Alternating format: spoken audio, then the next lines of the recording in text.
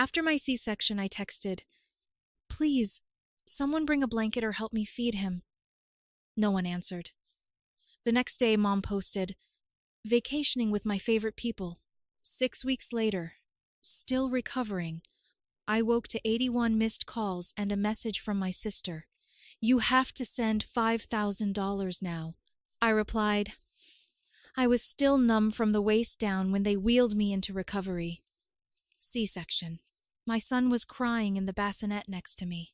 I could barely turn my head, let alone lift him.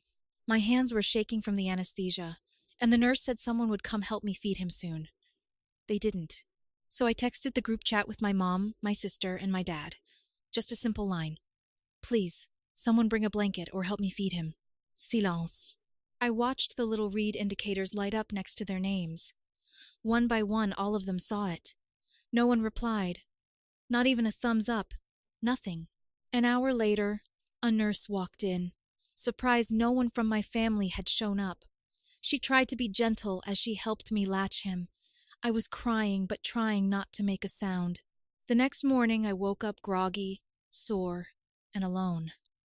I checked my phone. No messages, but there was a Facebook post from my mom, time-stamped just hours after my son was born. Vacationing with my favorite people. 2 hearts, palm tree. It was a picture of her, my sister, and my dad on a beach. My mom in sunglasses holding a margarita. My dad grinning like a tourist. My sister holding up peace signs in a bikini. I stared at it for a long time. Not out of sadness, out of realization. They had planned this. They knew I was going in for the C-section. They had said they'd be there. They promised. They even told me to keep them updated. But the truth was, they had booked the tickets 2 weeks before my due date and never told me. My husband, fiancé, died in Afghanistan 7 months ago, Marine Corps. I got the call just after I found out I was pregnant.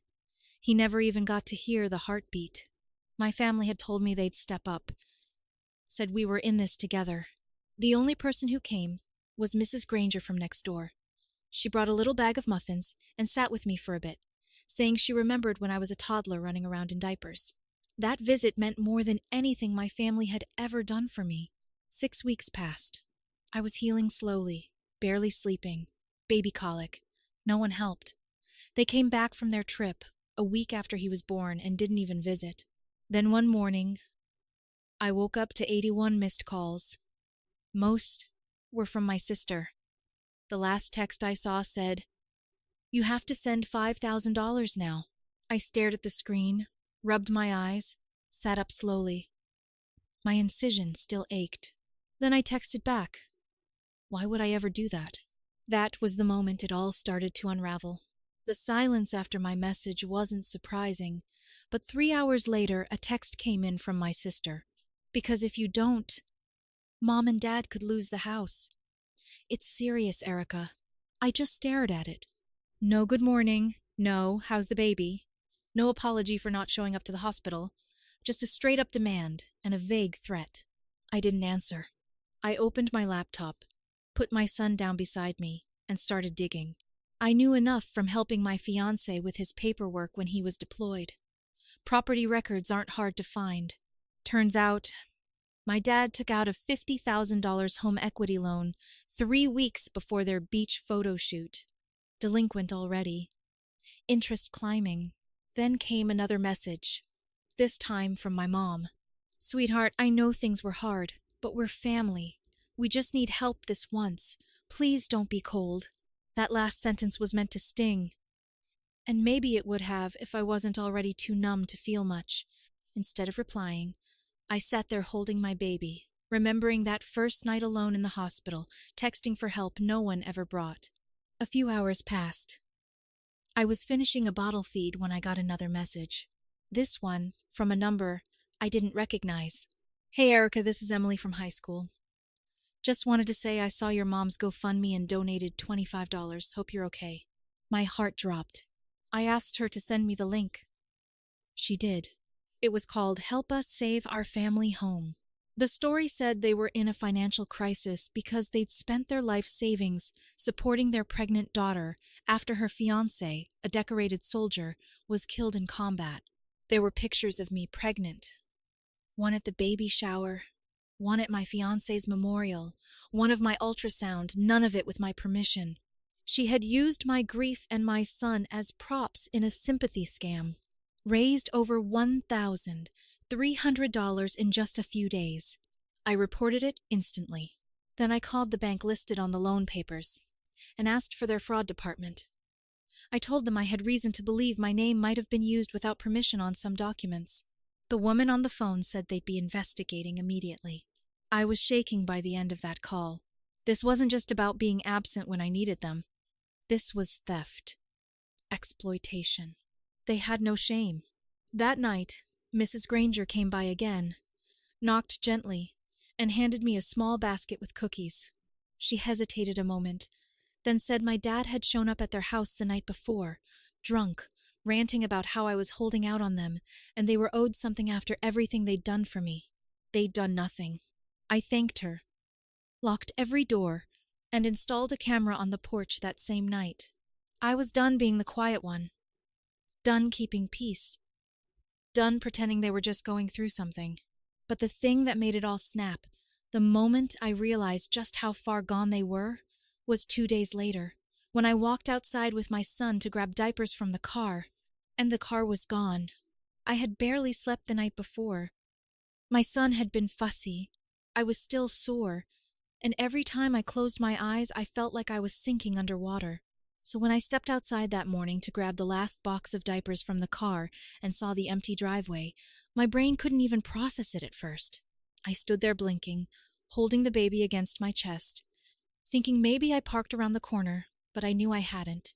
I always parked right there, just close enough to see it from the window while I nursed.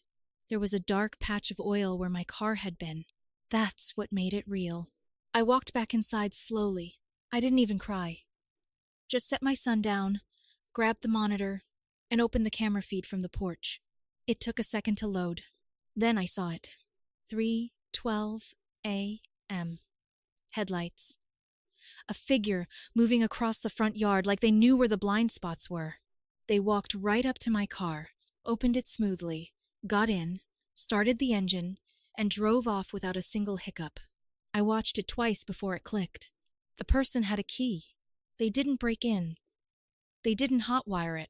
Whoever it was had a key to my car, and I had only ever given a spare to one person before my fiancé died. Me dad.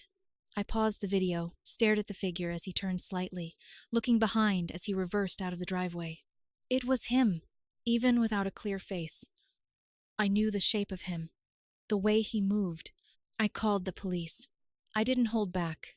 I told them everything about the GoFundMe scam, the threats for money, the home equity loan, and now the car.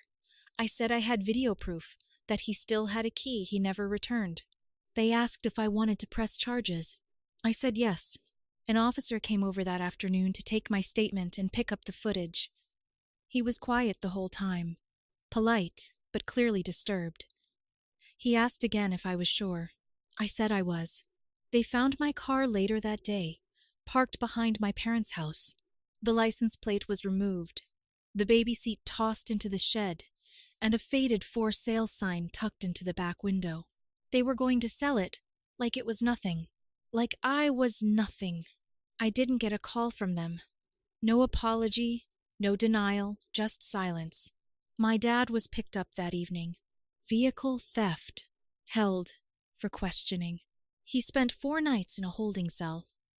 4 nights without his phone, without Facebook, without pretending to be the family man he never was.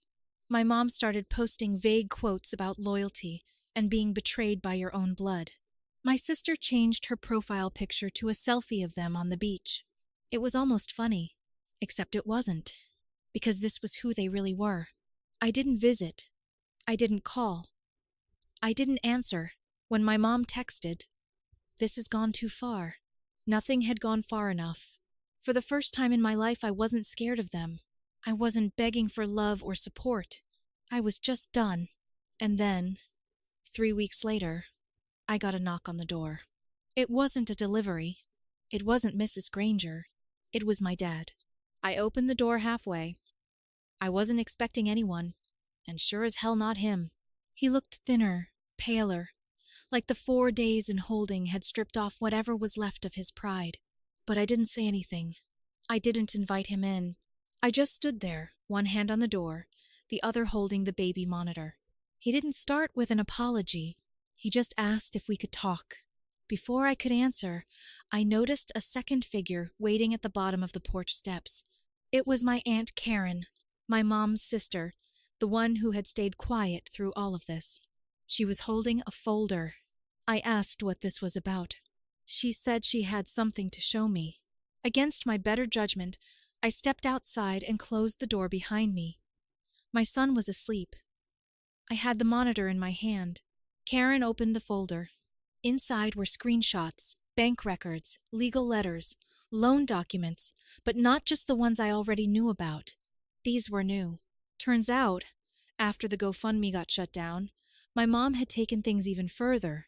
She started taking out payday loans in my name, using my social security number. Loans I hadn't even seen yet, because they were being routed to an old email address I stopped using when my fiancé died. 5 of them, totaling almost $12,000. Karen said she only found out because she overheard my mom bragging about how she was handling things behind the scenes. She'd gone through my mom's desk and found the printouts. She didn't tell me sooner because she was afraid. Said my mom had threatened to cut her out of the will. I almost laughed, as if there'd be anything left to inherit. I looked at my dad, expecting denial, but he was quiet. Then he reached into his jacket and pulled out a key, my spare car key. He handed it to me without a word. Then he said he didn't know about the new loans, that the GoFundMe was my mom's idea, that he let it happen, but he didn't expect her to keep taking from me. It sounded like the beginning of an apology, but I wasn't ready to accept anything. I told Karen I'd need copies of everything in that folder. She nodded and handed it over. Then I turned to my dad and asked him why he came. He said quietly he didn't want to end up like her. I didn't know what he meant until the next day. Because the sheriff's office called. My mom had tried to report me for fraud. She said I'd been stealing from her and using her name to take out loans. She walked into the station with a folder of fake documents and a story about her unstable daughter. They didn't believe her. Not after the car theft case. Not after they pulled up the report I made about the GoFundMe. But it was enough to make things official. Now she was under investigation. I hadn't lifted a finger. It was all unraveling on its own.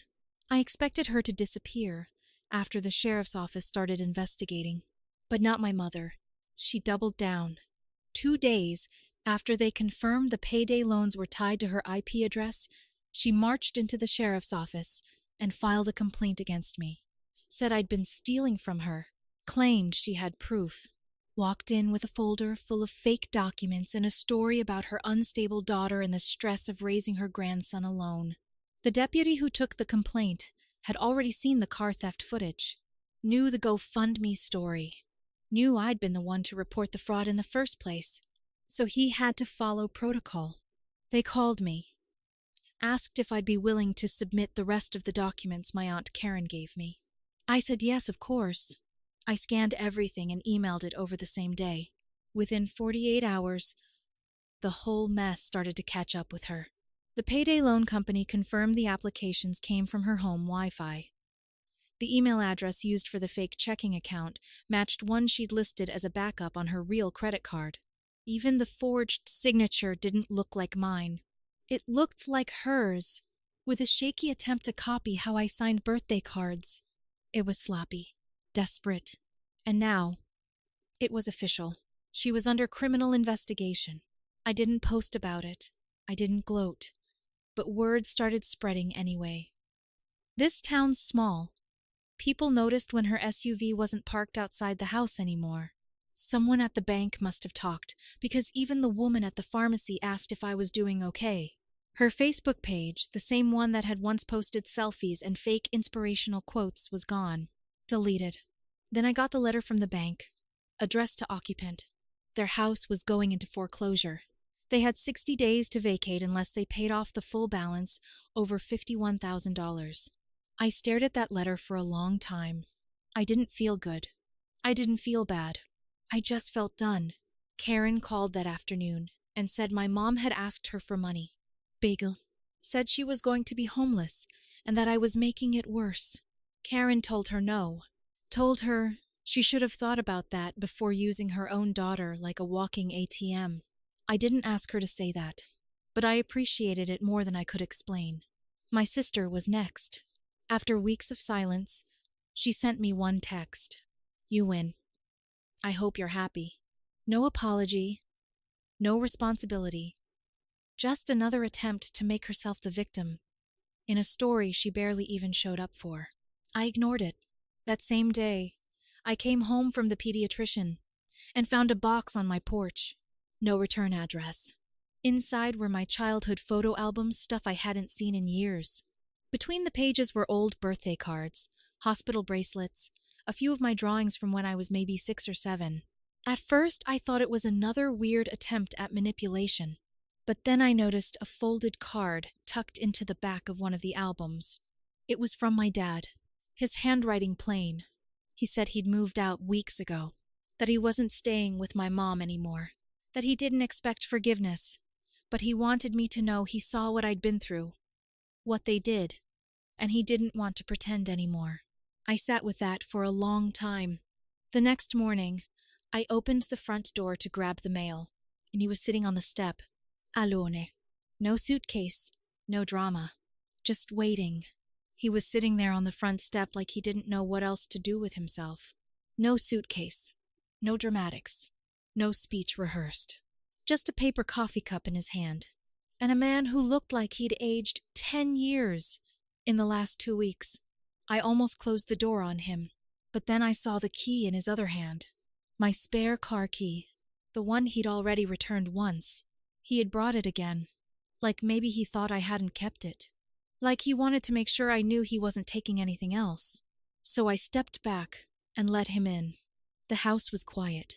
My son was napping. Dishes were drying on the rack. There were bottles on the counter and folded laundry on the couch. The kind of mess that says someone is doing their best. He sat at the kitchen table and wrapped both hands around his coffee like he was grounding himself. For a while, he didn't say anything. Neither did I. Then he started talking. Not excuses. Not a polished apology. This is the truth. He said when I texted from the hospital, and no one answered. He saw it. Watched the notification pop up while my mom and sister were clinking glasses on the balcony of their hotel room. He said he froze. Thought someone else would reply. That maybe they'd go back early. But they didn't. He said he knew she was using the GoFundMe for the wrong reasons, but he told himself it was temporary, that they'd pay it back, that it wasn't really hurting anyone. He admitted he didn't realize just how far she'd gone until after I pressed charges for the car. Said when he saw the baby seat dumped in the shed like trash. Something broke. Then he told me something I didn't expect, that my mom had tried to empty my late fiancé's military death benefit account. He'd overheard her talking on the phone with someone about redirecting it to support the household. That account was in my son's name. He said that's the moment he left. No argument, no suitcase. Just walked out and never went back. He'd been staying with an old friend from his carpentry days, sleeping in a spare room, working odd jobs just to keep himself busy. Said he didn't come to ask for anything, just to say that he knew finally that I was right, that he let it all happen. And that he was sorry, not just for the last few months, but for all the years he stayed quiet. I didn't forgive him right away. I still had that wall up, still remembered too well the silence when I needed someone most. But he stayed. He asked about my son, what time he was waking up now, whether he liked music, what his favorite blanket was. Questions no one else had ever thought to ask. We talked for almost 2 hours. Mostly about the baby, a little about my fiancé, a little about things he wished he'd done differently. He didn't try to paint himself as some tragic figure.